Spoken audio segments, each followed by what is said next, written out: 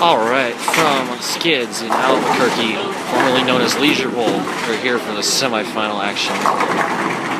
Season opening event of New Mexico, Texas JBT play. I'm Ryan Ghost. This is first game of match play.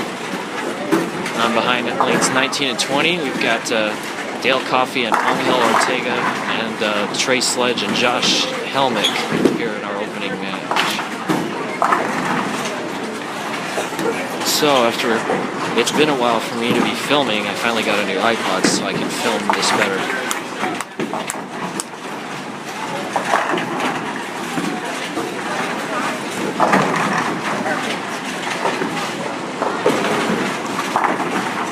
And as you can tell by me talking here, today it went pretty much the way a lot of last year went. I'm missing a cut, but I did have a pretty good finish to last year. But today was not so good. Started good, shot 252 out of the gate, and I thought, oh sweet, here we go. And all I did after that was proceed to go minus 87 for the last 4 games to miss cut by 40. But their pattern was definitely scoreable. We bowled on Bourbon Street, which is 40 feet, basically house. It's about a 6-to-1 ratio.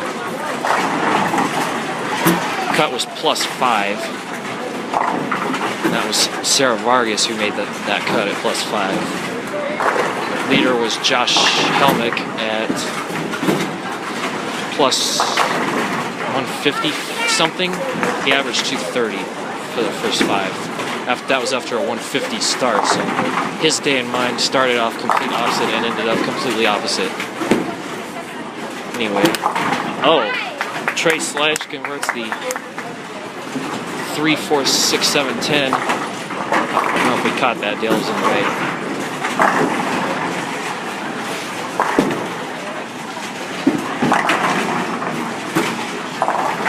Here to the left, we've got Casey Snow, a newcomer.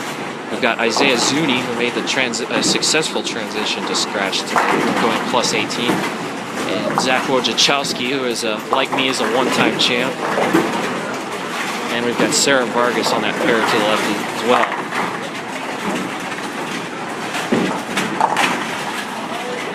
To right there, we've got William Yoder going up there on lane 21.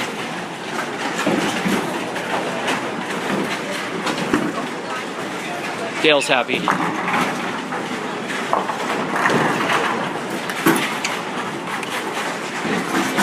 William Greek Churches on his shot. As he typically does here at Skidz, William did pretty well. 2 of his 3 titles have been in this bowling center, so I think he likes this place. Also, we have Danny Cobine up just to the right there.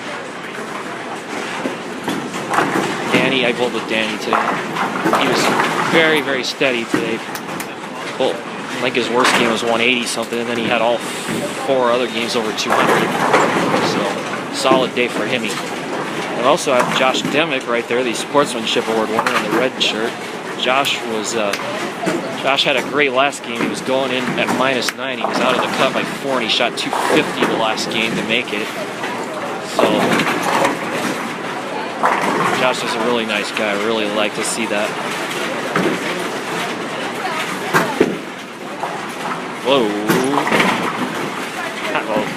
It's just a bit outside. Josh throwing the Optimus. A couple guys threw that ball today. Ball's been getting some action lately. I figured I'd see a few this season.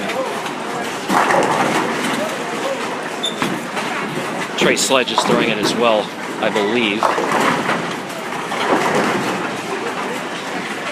There's Trey on 19. Yeah, that's an Optimus. That is 10 in the pit.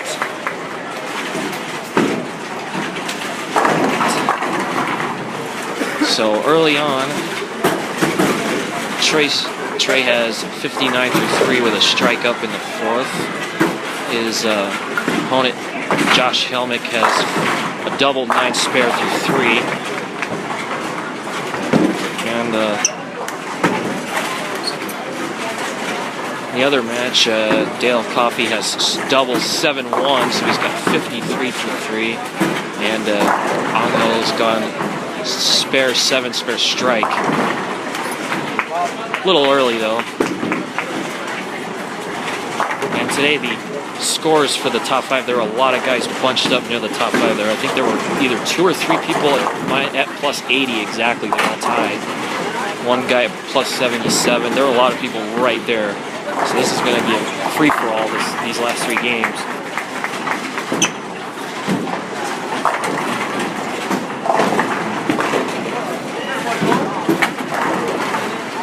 Really, Isaiah Zuni there.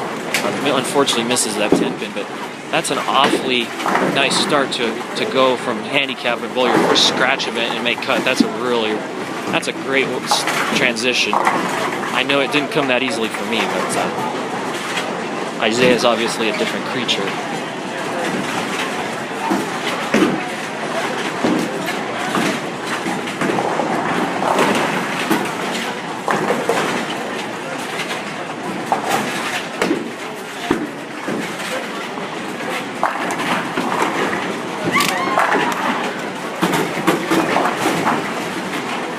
Got a couple two-handers here in our camera range. Casey Snow is a two-hander, as is Trey Sledge. You know, the two-handers certainly have been having some success. There's actually not that many of them on this tour in the scratch division still, but Mason Edmondson, another notorious two-hander, isn't here today, so he's the unusual one, lefty two-hander, but he's got 5 wins, so I think he's doing something right. Angel Greek Church and only gets 2 off of that, so he hands the lead back to Dale Coffey. Josh Demick up on 21. 2 pin.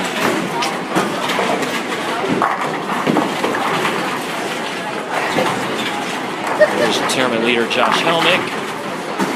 Jessup Groves High. He split in the 4th, so he's in 190s right now. Trey's leading by 3, but can go to 13 with another strike. And 4 pin.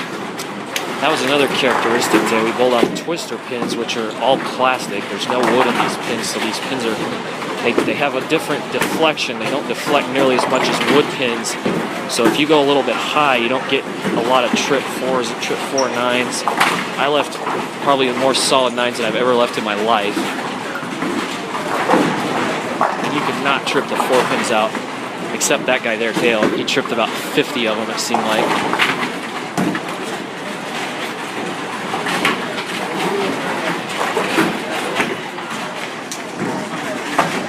Isaiah's struggling a bit this game. He's only in the 1/6, so he's on 150s actually. So this is a different spot for him. You know, your first scratch division semifinals. It's a different animal. I remember my first one in Roswell. I actually made the finals on that one, so I did pretty well, but it's tough. It's not an easy thing. Oh, Dale left a Greek Church, and then it broke up to the 4 pin, so that was some of that luck he had today. Trade high flush.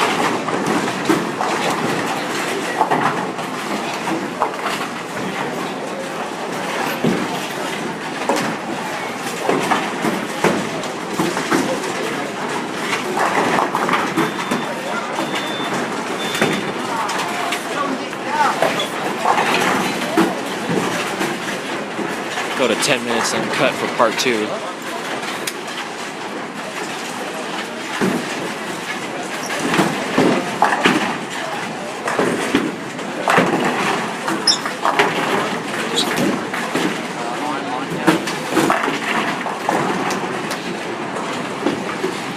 Let's get a look at Mr. Coffey here, standing pretty far left, almost sliding in the gutter cap. Throwing the, I believe that's a Primal Rage, and that ball didn't get up to the pocket.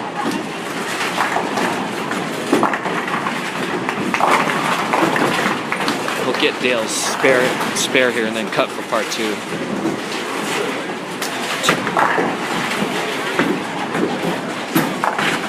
Ooh, just misses. All right, we'll cut here and be back for part 2 momentarily.